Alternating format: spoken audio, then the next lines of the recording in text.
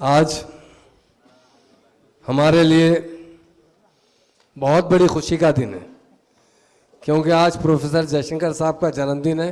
अगर वो ना होते तो तेलंगाना नहीं बनता। वो हमारे गांठ फाड़ देते और उन्हें केसीआर साहब के हाथ इतने मजबूत किए थे, जहाँ पर भी उन्हें जाना पड़ता था। जिस तरह ख़ासतौर से नौजवानों को, मैं समझता हूँ लाखों नौजवानों को अगर तेलंगाना की तहरीक के तरफ लाने वाले कोई थे तो प्रोफेसर जयशंकर साहब थे। तो हमारे देशपति श्रीनिवास रेड्डी साहब, एक एमएलसी साहब जिस तरह बता रहे थे, वो बहुत फंसी उर्दू कहा करते थे। उसी तरह केसीआर साहब भी उसी तरह बात करते हैं। उसी तरह हमारे हरदिल अजीज वर्किंग प्रेसिडेंट केटी रामाराव साहब भी उसी तरह बात करते हैं। ये लोगों में कल्चर है, गंगा जमुना तहजीब का कल्चर है जी। हम लोग सब मिलकर जिस तरह ज़िंदगी गुजारते हैं, ज़िंदगी में जिस तरह एक दूसरे को मुखातिब करते हैं और अपनी ज़बान से मुखातिब करने में इंसान को बहुत बड़ी खुशी महसूस होती है। मैं देखा हूँ 99 से प्रोफेसर जयशंकर साहब को देखा हूँ, उन्होंने हमेशा अभी जिस तरह कहा गया, मेरे से पहले बहुत से लोगों ने मुखातिब किया है, चाहे 10 आदमी हो 5 आदमी हो, उसके लिए चाहे आधे घंटे का वक्त लगो, 1 घंटे का फासला, चाहे 1 किलोमीटर हो या 10-20 किलोमीटर हो, 100 किलोमीटर हो, वो चलते थे, उन्हें मुखातिब करते थे, उन्हें समझाते थे तेलंगाना क्यों चाहिए हमें। तेलंगाना को आंध्रा में मिलाने के बाद इतना हमारा नुकसान हुआ है, उसके बारे में अगर कोई डिटेल किसी को समझा सकते थे वो प्रोफेसर जयशंकर साहब थे। वो केसीआर साहब को जानते थे। वो कहते थे, महमूद अली साहब तेलंगाना बनेगा तो केसीआर साहब के हाथ में बन सकता, मुझे किसी और पर भरोसा नहीं है।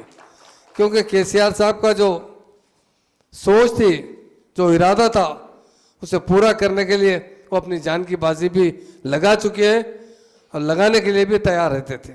ये मैं नहीं कह रहा हूँ, प्रोफेसर जयशंकर साहब खुद उनकी ज़िंदगी में वो तेलंगाना देख नहीं सके, मगर तेलंगाना हासिल करने के लिए जिस तरह उन्होंने यहाँ से दिल्ली तक की नुमाइंदगी, जिस तरह जो कमीशंस आते थे उसमें जिस तरह नुमाइंदगी करने के लिए वक्त निकाला जाता था, बहुत मेहनत किया करता था। हमारे तीनों मिनिस्टर्स भी यहाँ मौजूद हैं।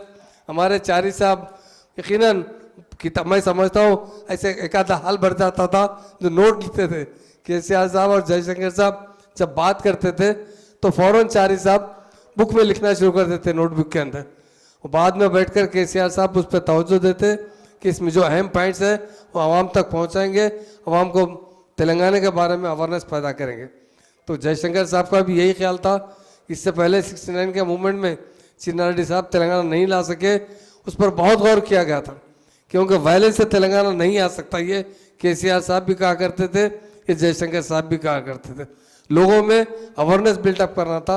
अवेयरनेस बिल्डअप करने में केसीआर साहब ने बड़े बड़े मीटिंग्स लगाकर और ख़ास तौर से प्रोफेसर जयशंकर साहब ने बहुत हिम्मत अफजाई करते हुए इस तेलंगाना तहरीक को मजबूत किया।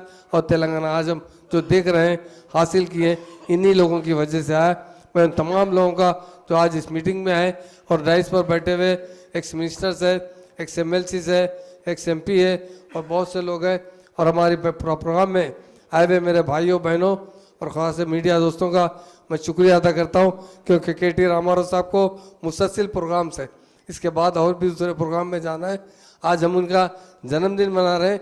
यकीनन उन्होंने बहुत बड़ा रोल अदा किया। वो 2011 में उनका देहांत हुआ, हमारे लिए बहुत दुख की बात है। अगर वो तेलंगाना देखते तो बहुत अच्छा होता था, और तेलंगाना लाने में उन्होंने अपनी पूरी ज़िंदगी, हमेशा जयशंकर साहब एक ही बात क्या करते थे, मेरा मकसद ज़िंदगी का जीने का मकसद देखिए कि हमारे तेलंगाना को धोखे से आंध्रा में मिला गया, उसे फिर से हासिल करना, यही मेरी ज़िंदगी का मकसद है। ऐसे करने वाले प्रोफेसर थे वो जयशंकर साहब थे। यकीनन उनकी ज़िंदगी पर हम लोग आज उनके जन्मदिन पर बहुत खुशी का इज़हार कर रहे हैं। अल्लाह ताला उनके ख़ानदान को सब्र जमील अता फरमाए।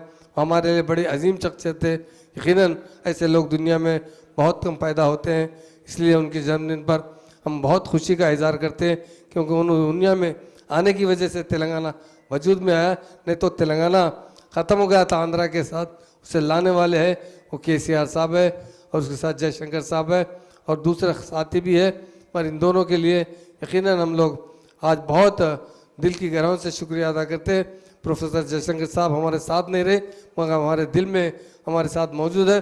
उनका हम दिल से खैर मकदम करते हैं और उनका शुक्रिया अदा करते हैं।